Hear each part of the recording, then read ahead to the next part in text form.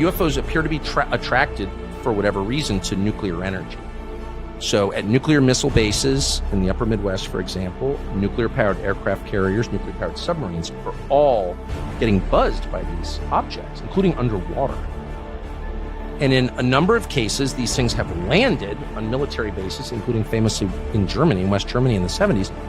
And servicemen have approached them. Like, what is this thing? There's this like giant glowing thing on the base. And they approach and they get traumatic brain injury. Like they are rendered.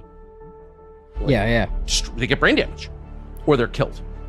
And he studied their brains. And they have, this is all totally real. This is the Department of Defense, dude. And it turns out that actually, yes, these things have been shot down and crashed, and the US government has the wreckage, and it's being held by defense contractors, Raytheon, Lockheed, which are big independent companies, but that work for the US government. They're really part of the Department of Defense, but they're separate.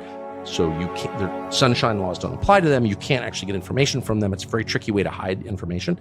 And they have the wreckage from these crafts. And I'm like, really? Are we positive these aren't like advanced Russian or Chinese? No. But the idea that we're not alone in the universe and we're getting buzzed by these objects whose behavior defies physics, like that just explodes too many categories in my head. I just can't deal with it. And I think that's part of it. But I'll tell you this, the most interesting from my perspective, I don't know if it's a consensus, but a lot of people, serious people, not crazy people who study this stuff, US government employees, seem to believe that these objects are coming from under the oceans. So the conventional view is they're coming in from outer space. There's not actually a lot of, something enters the atmosphere, we can see it on satellite, and there's not any evidence of that actually. Maybe it's happening, but we don't know that it is. There's a lot of evidence these things are coming out of the ocean, including videotape of these objects coming out of the water at high speed, or even more amazing, descending at Mach 3 into the water.